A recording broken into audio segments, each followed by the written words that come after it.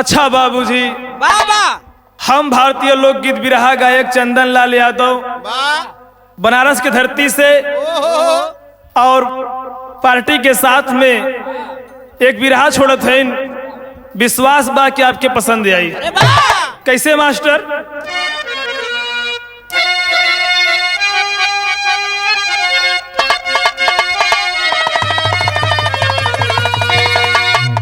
न्याय था सुरभान का खास, अब पत्नी पतिव्रता की वास।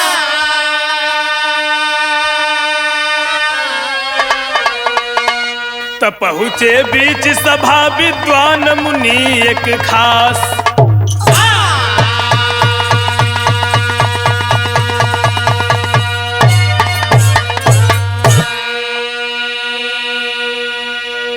ए भैया, सुरभान राजा का राज दरबार सजल बा। राज दरबार में राजा रानी सभी लोग अपन मंत्री सब लोग राज दरबार सजल है।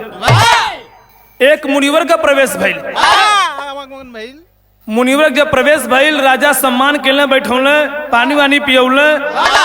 राजा में एक खूबी रहे।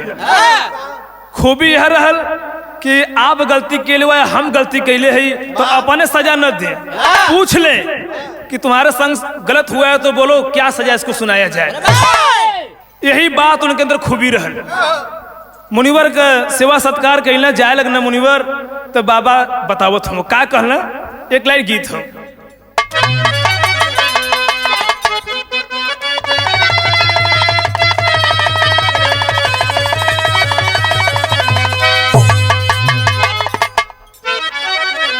अरे आज एकादशिया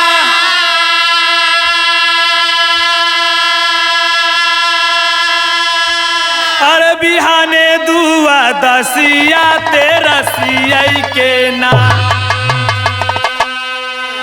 अरे तेरसिया के ना सैया मांगल गवनवा तेरसिया के ना।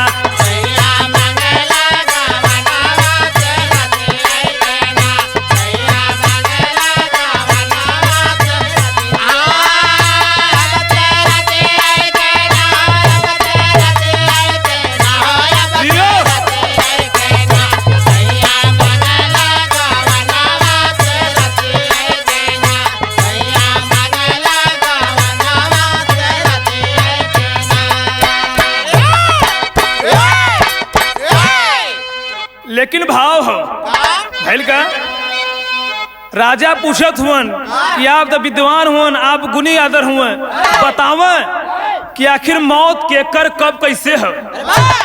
कहना अरे यह कोई बात नहीं है, मौत तो निश्चित सबको मरना है। कह नहीं आप बताओ अच्छा हमार मौत कैसे बा। तो भैल का बाबा कहत हुए आई जब समैया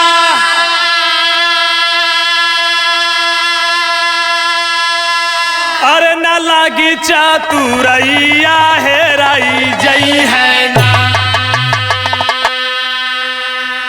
अरे हेराई जई है ना।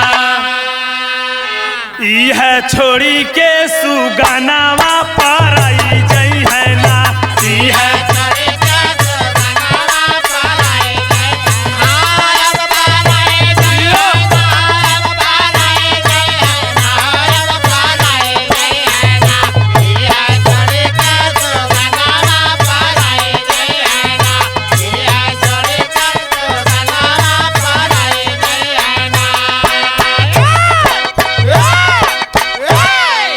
बाबा कहले कि ये राजा यह जान लो मरना निश्चित है, जिसका जब आएगा वो उसी बहाने जाएगा। लेकिन बतावत हूं का कहे जवने बहाने जे कर लिखल बा लिखनावा।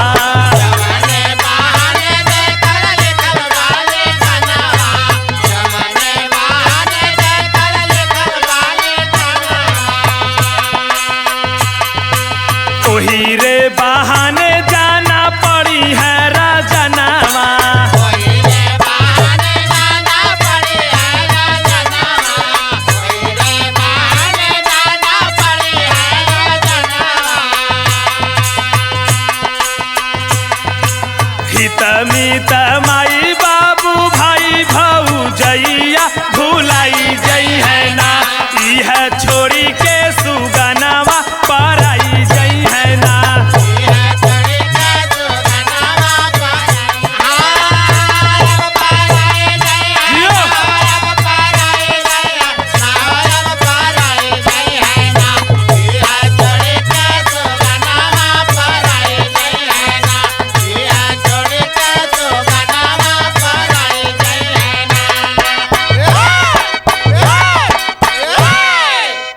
करे ए राजा, जानल चाहत हुआ इस दुनिया में जो भी आल कोई जीवित ना रही, सबको मरना है, यह बतावत हूँ। लेकिन भैल का एक लाइन गीत बा,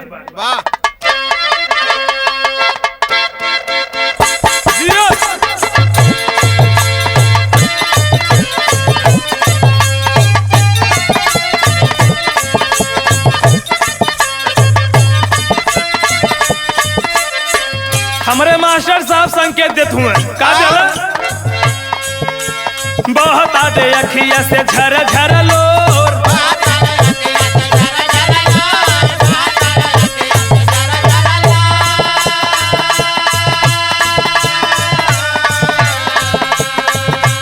बहुत आते अखिया से झर झर लोर, ए माई हो कारा ले बाझीनी या पुकार हो मयरिया भीख दे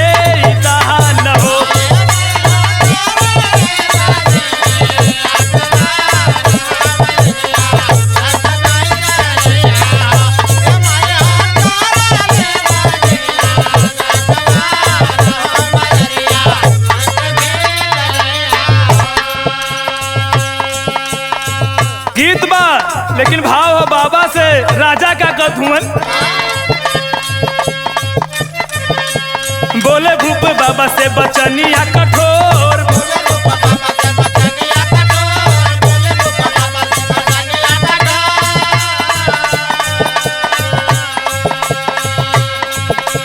बोले भूप बाबा से बचनिया कठोर कि बाबा हो देवाया बहामा के बताई हो बहाने कौने मोर आई हो,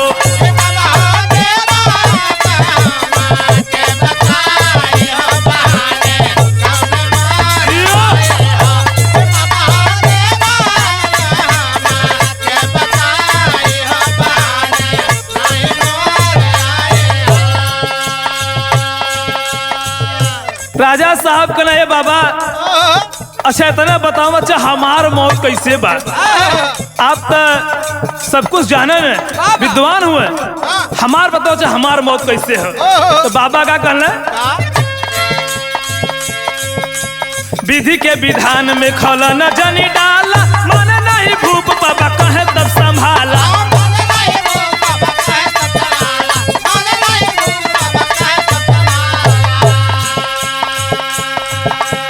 बैठल बाबा गलिया में काला वारे तोर, बैठल बाबा गलिया,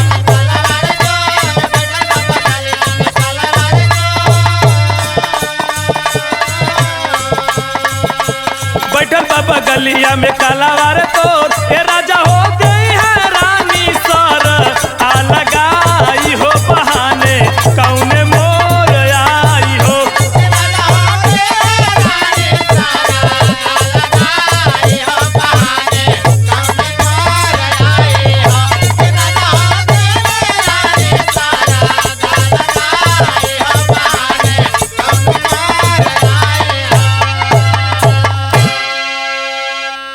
राजा कहले ये बाबा बताओ अच्छा हमार कौने बहाने मौत हो, कने विधि के विधान में खलल मत पैदा करा, ये जानब जरूरी ना हो, कने नहीं आपके बताओ पड़ी हमार मौत बा कैसे, कहने के अरे तो कि मालूम ना हो तोहार मौत जो तोरे बगल में रानी साहिबा बैठल है नहीं कहा थे तोहार मौत हो।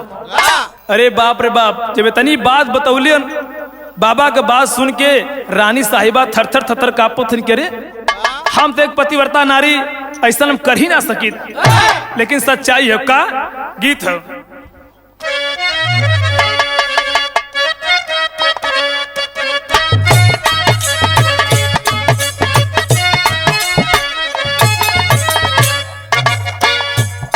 गीत हुआ बा जवन मजायाम के चटनिया,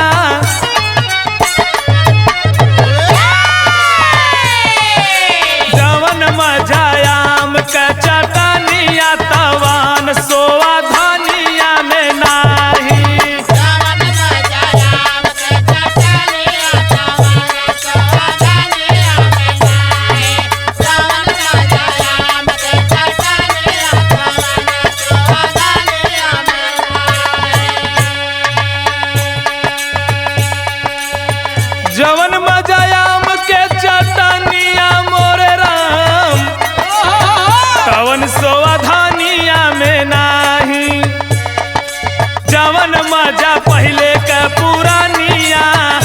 की जवानिया में नाही। जवन मजा पहले का पुराने अब के जवानिया में नाए।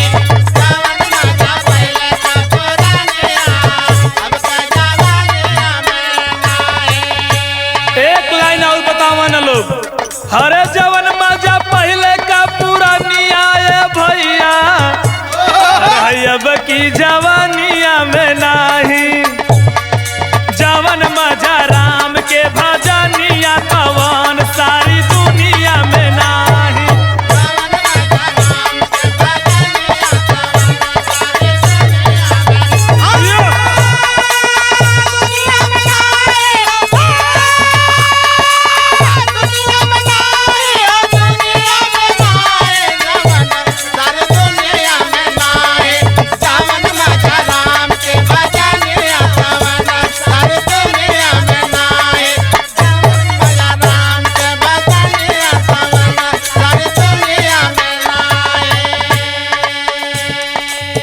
लेकिन कवि जी भाव दिहल भइल का इतनी बतिया बाबा का सुन के रानी साहिबा थरथर थरथर कापत है न कैली का। गिर गईली रानी धै चरनिया,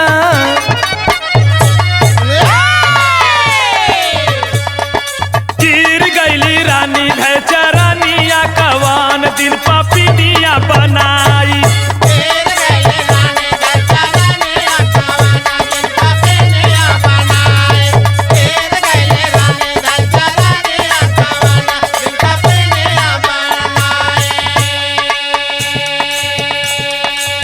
मुनिवर का पैर पकड़ लेहनी रगली रोवे, बाबा हमसे कवन कसूर भइल बा, हम पतिव्रता नारी ऐसन काहे बतावत हो ना। रोवत है लेकिन भइल का पतिव्रता धर्म मोरे जीवन का सपना हवा। पतिव्रता धर्म मोरे जीवन का सपना हवा। पतिव्रता धर्म मोरे जीवन का सपना हवा। फिर भी लगाए दिहला, फिर भी लगाए दिहला बाबा तू लछनावा। कवन दिन पपीनिया बनाई, कवन दिन पपीनिया बनाई। राजा समझावे मोरी रानिया कवन दिन पपीनिया। राजा समझावे पपीनिया कवन दिन पपीनिया पपीनिया बनाए। पपीनिया बनाए, पपीनिया बनाए। कवन दिन पपीनिया बनाए। राजा समझावे मोरे रानिया कवन दिन पपीनिया बनाए। राजा समझावे मोरे रानिया कवन दिन पपीनिया बनाए।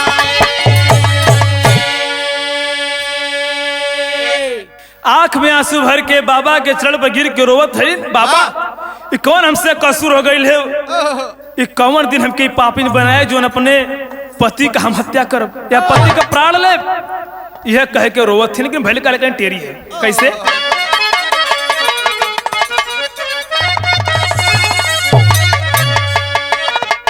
विधनवा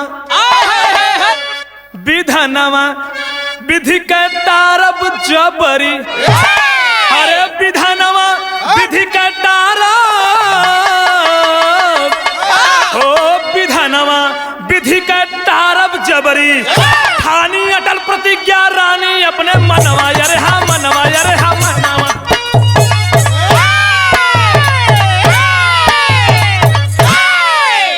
काली ठीक है बाबा, आप बतावत हुन कि हम राजा का एक दिन प्राण हरब तो ठीक है।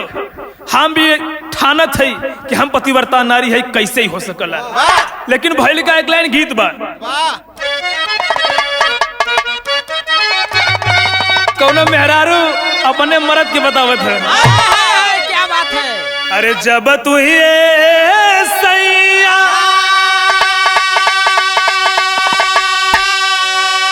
और जईबा विदेशवा हो कजरा नयन में रही।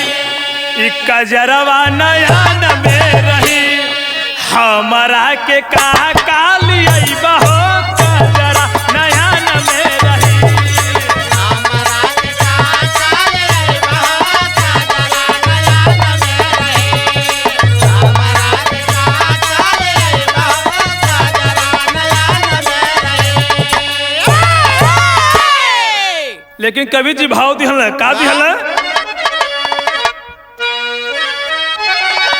अरे धीरे धीरे बीतल काफी अरे दिन का समैया हो नाही चातुराइया लगी, नाही चातुराइया लगी, होई जवन चाई है गोसैया हो नाही चातुराइया लगी।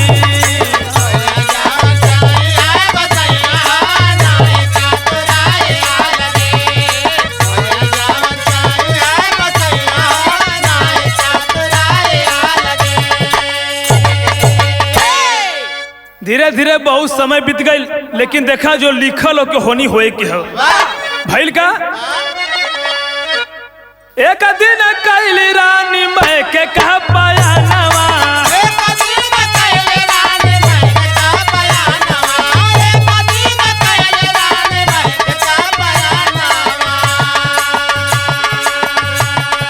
सैनिक सजाय तो बयाई बीचे बनवा,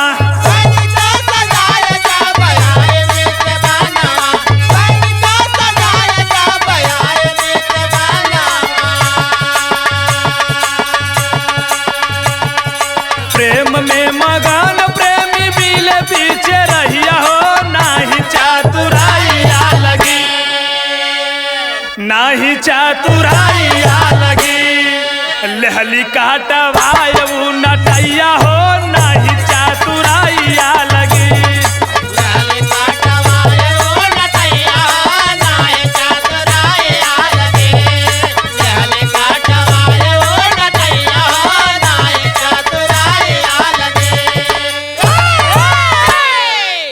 ए भैया बहुत दिन बाद रानी साहिबा मायके जाए का प्लान बनौनी, और प्लान बना के जब चल रहे रास्ते में तो एक सांप और एक मतलब एक नागिन एक नाग, ये दोनों लोग प्रेम में इतना लीन हुए सब, आदमी और औरत का रूप बना के निवस्त्र एकदम हुए सब। रानी साहिबा सैनिक से बोली हटाओ इसको, लेकिन हटत ना हुए सब। जाके एक सैनिक और नाग के मुड़ी काट दिलस, मुड़ी काट दिलस, नगिनिया तो भाग गई। रानी साहिबा सोचनी कि जब रास्ते में इतना दिक्कत हो गई अशुभ हो गल तो अब मायके ना जब घुमा के राज दरबार में वापस आवत थे, लेकिन भइल का।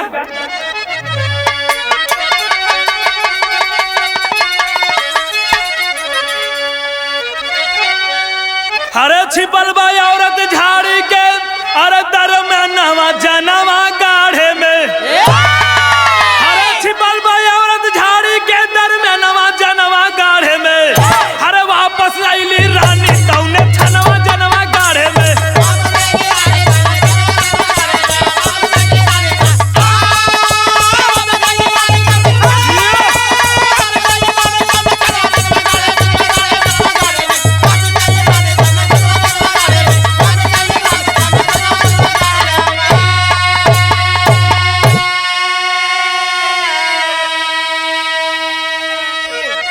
रानी साहिबा वापस आ गई राजमहल में, लेकिन भइल का तबले पहुंची बीच महल में एक नागिन फुफुकारत हो, दौड़ पड़े हैं सैनिक सारे ले तलवार संहारत हो, अरे असमंजस में सब कर व्याकुल मनवा जनवा गाढ़े में, अरे बन गईली नागिन से नारी इतानवा जनवा गाढ़े में।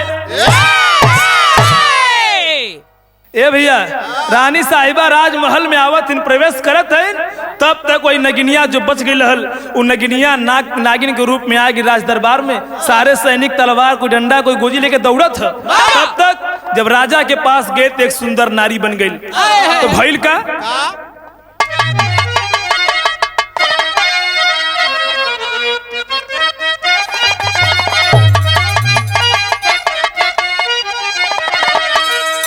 अरे बोलल बा बचनिया इच्छा,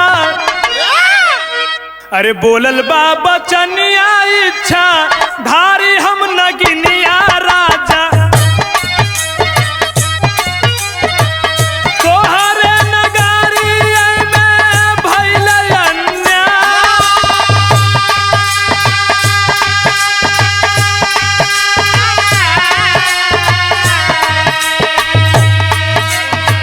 धोखावा से काटल हमरे स्वामी का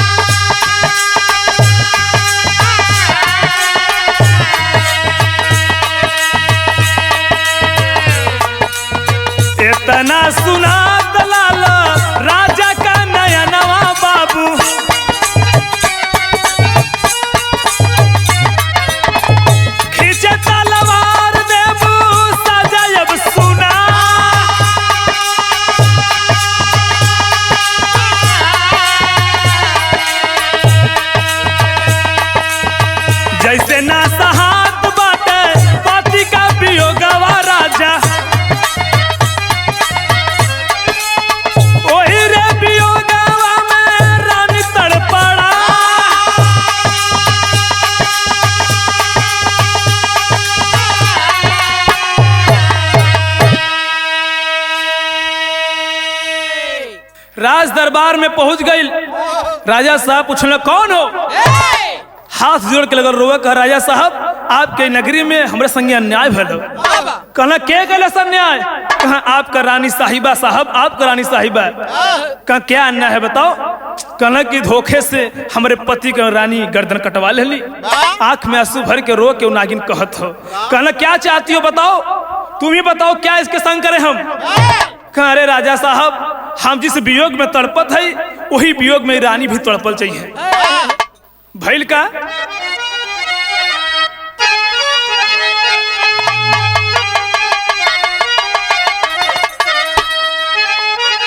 हर सोचा राजा रानी, हर सोचा राजा रानी, अरे बीतल बात सागरी, तो लिखल मालिक का लिखा नवाता रहना जबरी।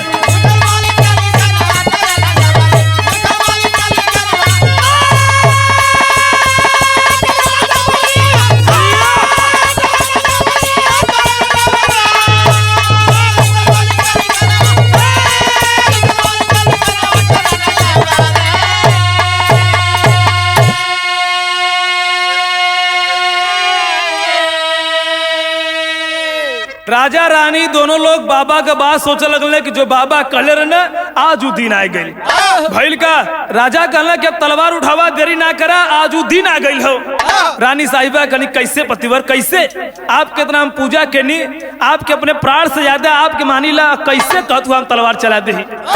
आंख में आंसू हो। कहना ना, किसी के संग हम अन्याय नहीं किए हैं तो इसके संग भी अन्याय नहीं होना चाहिए। तलवार उठाइए और हमारा गर्दन काटिए। लाचार हो कि पतिव्रता नारी आखिर कैलस का? हरे पतिव्रता नार तलवार तब संभरली, अरे तान के कटारी मऊरी हम मारली।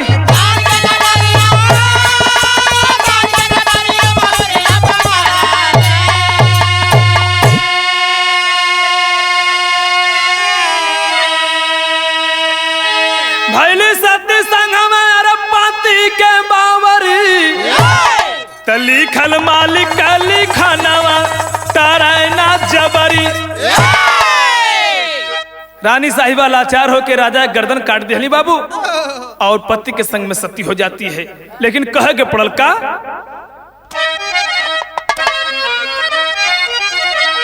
अरे कई के विचार सारे मंत्री ते ही छनवा, अरे सौ पे भारी बेटावा के ताज सिंहासनवा।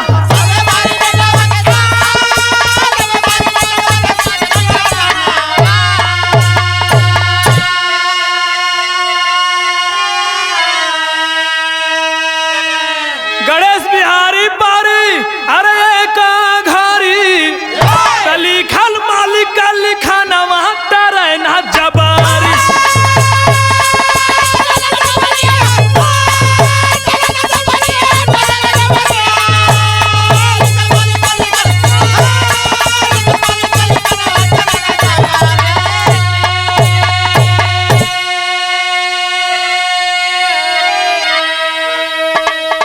मंत्री लोग, सैनिक लोग, सब लोग मिलके राजा के बेटवा के ताज पहिरा के सिंहासन में बैठा देना लोग। लेकिन आखिरी भाव कैसे?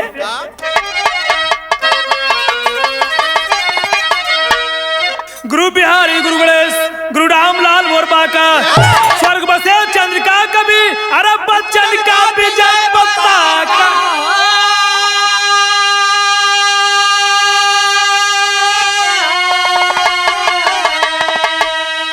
अरे विधानवा विधि का डारब जबरी, अरे विधानवा विधि का डारब जबरी।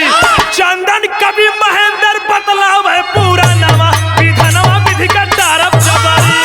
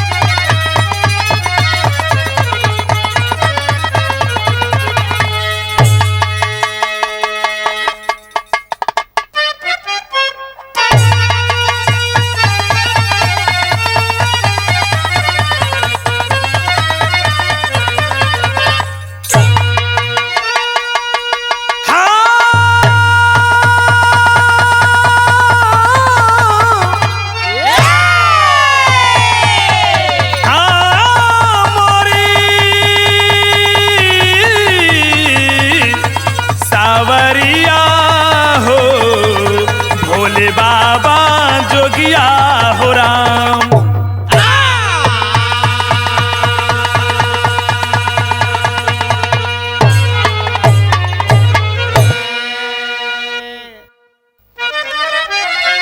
पहुंचे दुर्वासा एक बार अरे राजा कह के दरबार त करिए चहुमास राजन मेरा स्वीकार।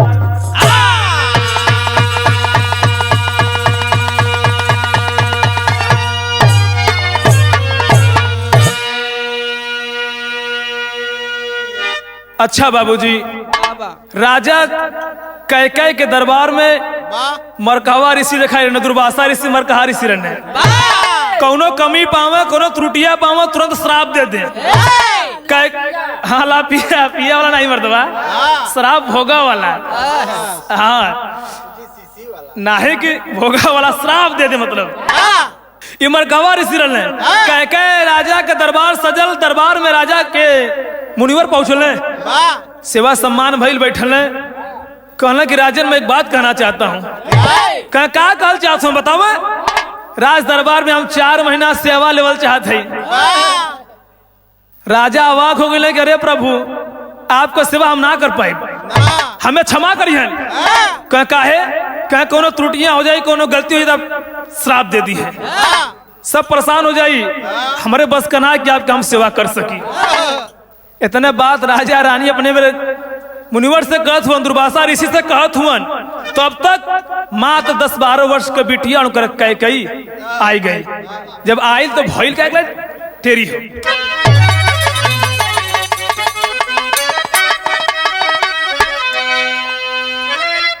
बचनिया बचनिया जीव का काल बन गई।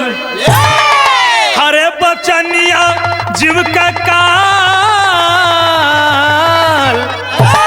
हो, बचनिया जीव का काल बन गई। समया भाव बताओ मैं डर से राजा रनिया, अरे हा रनिया, अरे हा रनिया। समया भाव बताओ मैं डर से राजा रनिया, बचनिया जीव का कलवा बन गई। थर थर थर थर राजा रानी कापत हुन कि हमारे बस का ना प्रभु आपका हम सेवा सम्मान कर सके, क्षमा कर। तब तक उनकर बिटिया कैकेयी पहुंचे, पिताश्री आप का कहत हुन? अरे मुनिवर का सेवा तो हम कह दे, दरवाजे पर आयल हम तो भगावा मत, सेवा हम करब। एक लाइन गीत हो का भाई।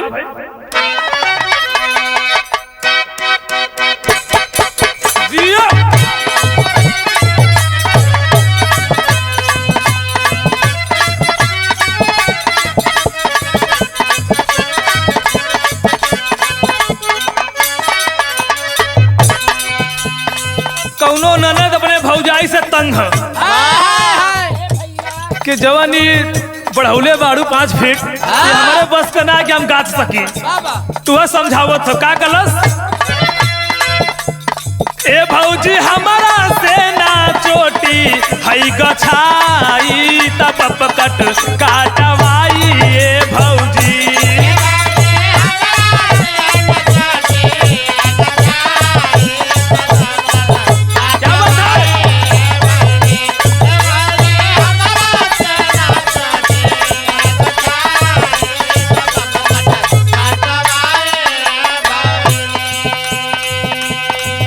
लेकिन कभी जी बिरहा में भाव दिया का दिया ना।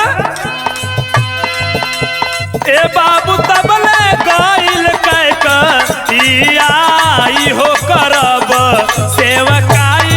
ए बाबू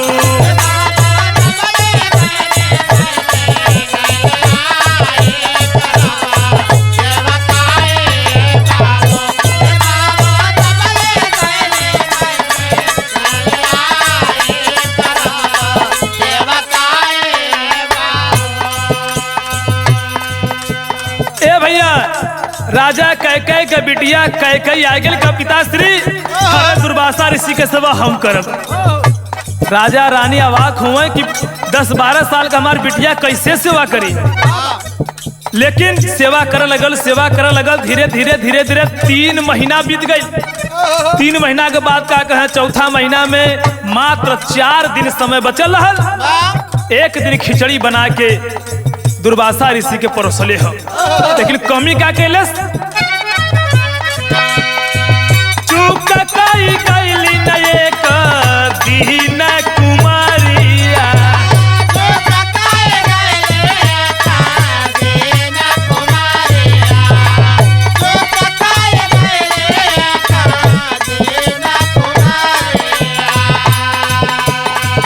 बिना घी परोस दिहली बाबा के खिचड़िया।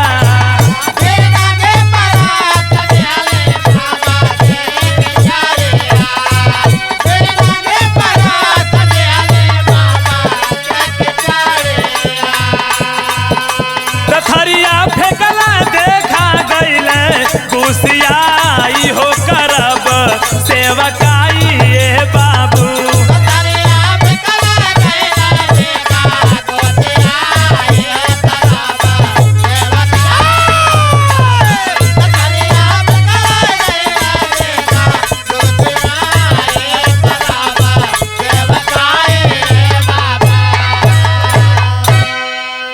चार महीना में 4 दिन बाकी रह गई। कई बिटिया ले जाके दुर्वासा ऋषि के खिचड़ी थमा दिलस खाए खातिर। जब खिचड़ी में घी ना रहल दुर्वासा ऋषि गुस्सा गए और गुस्सा के थरिया नचाए के फेंक दिले। अरे बाप रे बाप, कई बिटिया लगल रोवे, लेकिन भइल क्या गीत हो।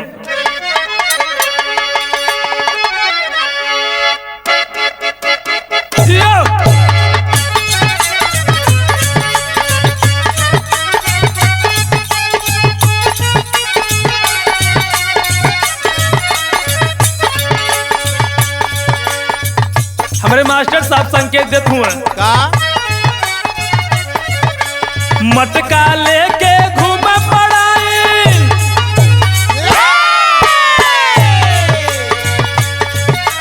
मटका लेके घूम पड़ाई पूरा हिरानवा ए यादव जी।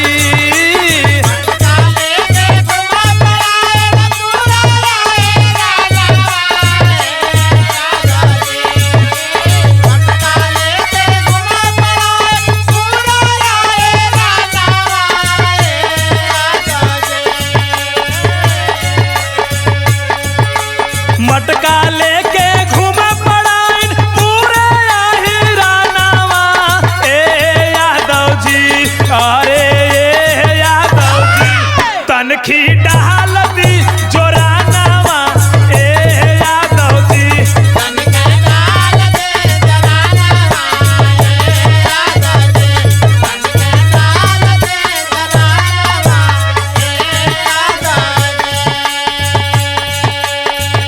लेकिन हम का गाइला आधी रात के जोरन डलावली, आधी रात के जोरन डलावली पड़ली ना जोरानवा ए यादव जी।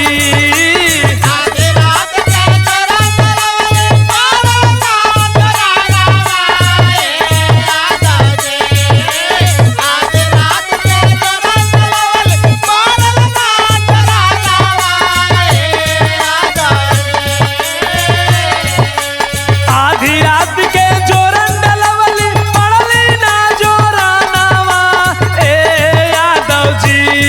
यारे ए यादव जी डूठा कई दिहला बरतानवा ए यादव जी।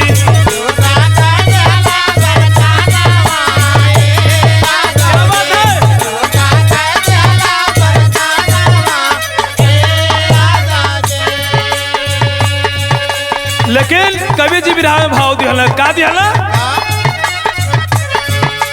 रोई रोई कैले बाटे कई बहानावा ए बाबा जी।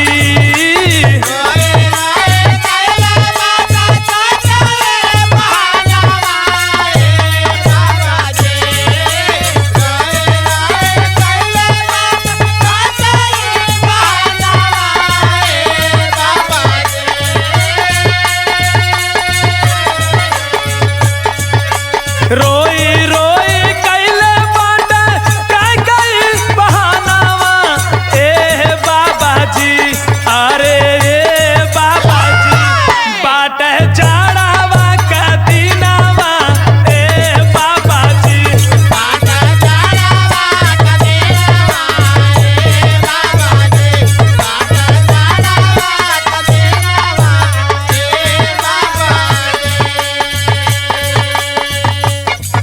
थर थर थर थर कई कापत है। कहीं ए बाबा का बताई आपके इस जाड़ा का मौसम में घी एकदम जम के कठोर हो गई बा, हमसे निकल ना पौलस, यही से आपके लिए आगे परोस देनी श्राप दे देते हैं। का भाई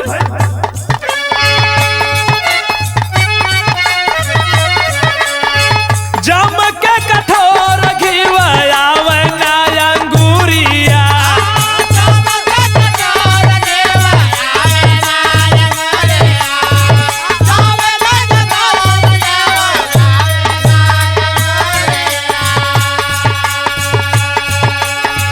हाथवा बकोमल हमर बचपन उमरिया,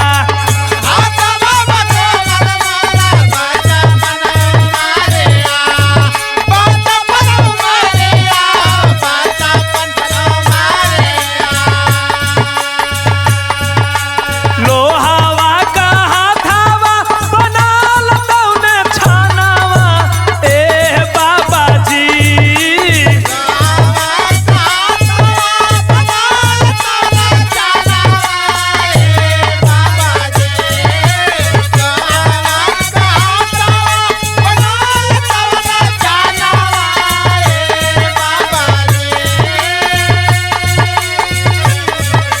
लोहावा का हाथवा बनाल तौने छानावा ए बाबा जी, अरे ए बाबा जी दिहल श्राप बा पुरानावा ए बाबा जी, दिहल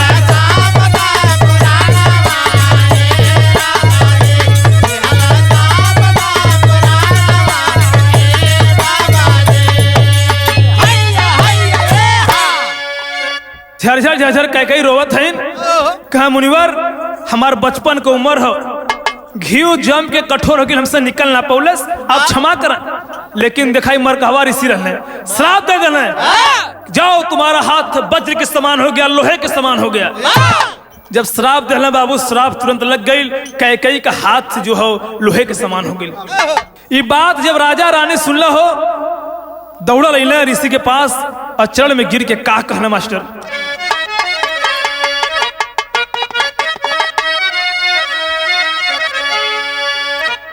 अरे इतना सुनत राजा हर गिरल चरनिया में, झरा झरा बरस लगल नयनवा, आंख में आंसू भर के कह राजा रोवत हूं। का कहे बिटिया से हमारे अब कौरी के सदिया हो, अरे धूमिल कई दिहला बाबा सारा यार मनवा, ए बाबा गलती के माफ करा, एक ऐसा श्राप दे दिला हमारे बिटिया से के शादी करी। यह कह के रोवत हुआ, लेकिन दुर्वासा जब ऋषि इतनी बात सुनले मायूस हो गई, कहले का कहले, कह दुर्वासा ठीक और हम कोई देव हो, हर करी है जब याद श्राप लागी तो उन्हें छनावा। मायूस हो गई ना दुर्वासा ऋषि के ऐसा बात हो, ठीक हो हम माफ कर दे, लेकिन ये परिवर्तन हो सकत हो, कभी अगर याद करी हन तो वज्र के समान हाथ हो जाएगा। भैल का मास्टर पहपट हो,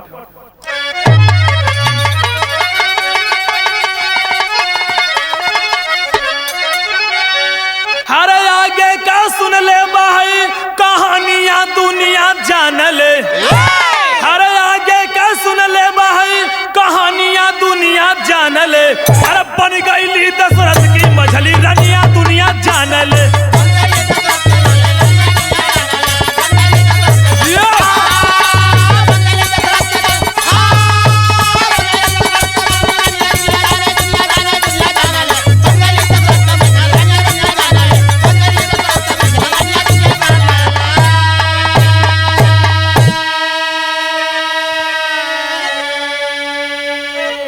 कई जब सयान भैली, कई राजा अपन लड़की के बियाह ले जाके दशरथ से कैले। मझली रानी कई भैनी दशरथ के, लेकिन भइल का कि छिड़ा समर में जबकि देवासुर संग्राम हो, मदद करने को अवधपति को आया तब पैगाम हो। हट गईली हम देखम मर्दनिया दुनिया जान ले, अरे हट गईली हम देखम मर्दनिया दुनिया जान ले, बन गईली दशरथ का मझली रनिया दुनिया जान ले।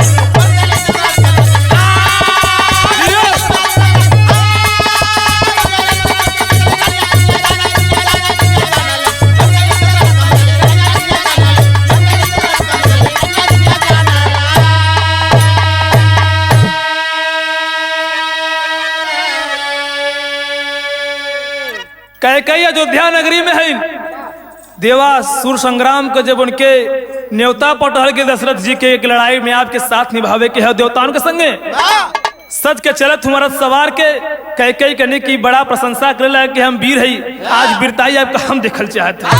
कहना ठीक है चला, रथ पर बैठा के जब मैदान में गल हुआ उस जंगी मैदान में तो भइल का अल्लाह का भाव लोग कैसे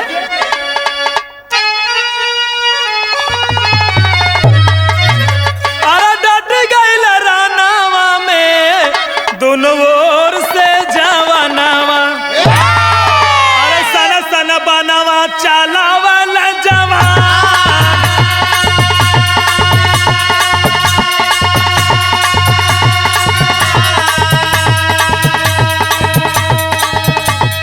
हानि हानि बनावा चाला वा राजा दशरथ।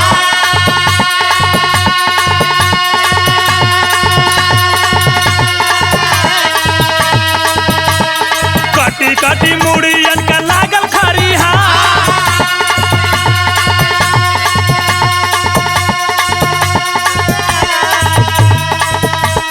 लड़ता लड़ता रथ का कीला गिरी गईला,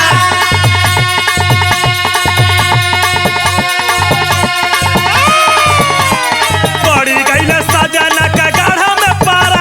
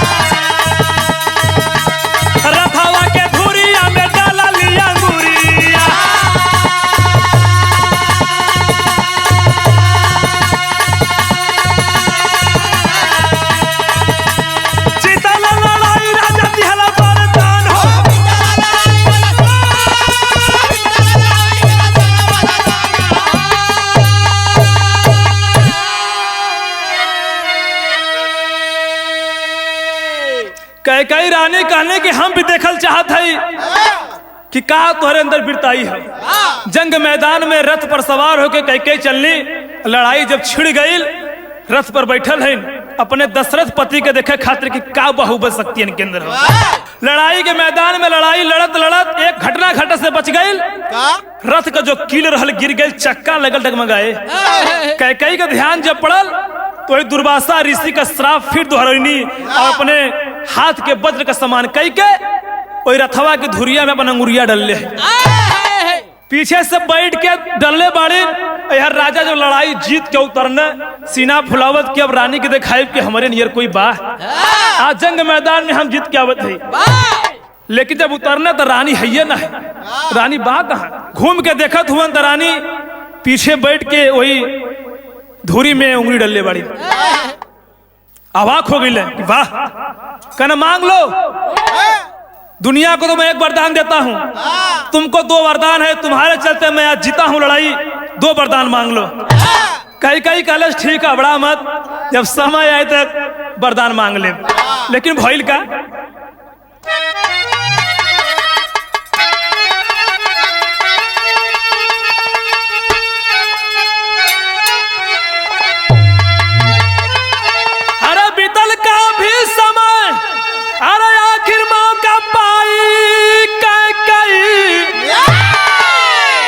मंगली दोनों पर दाना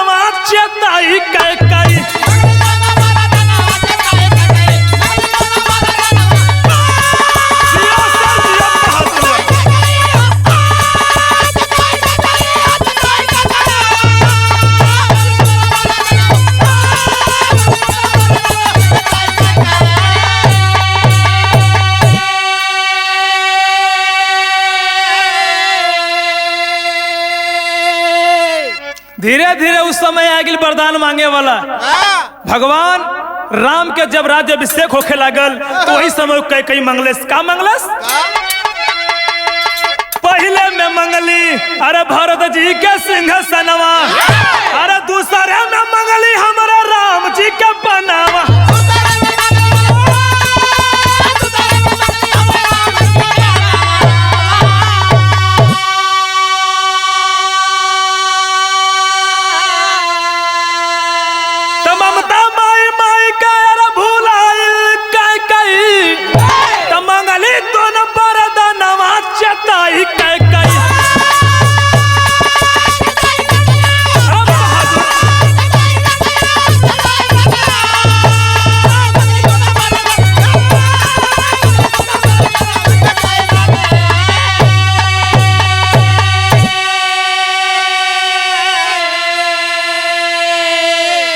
अंत में वरदान मांगे वाला समय आ गए और राज अभिषेक के समय कैकेयी दशरथ से वरदान मांग ले। वाह, विरह का आखिरी भाव कैसे मास्टर? गुरु बिहारी गुरु गणेश गुरु रामलाल मोरबाका, अरे स्वर्ग बसा चंद्रिका कवि, अरे बच्चन का विजय पताका।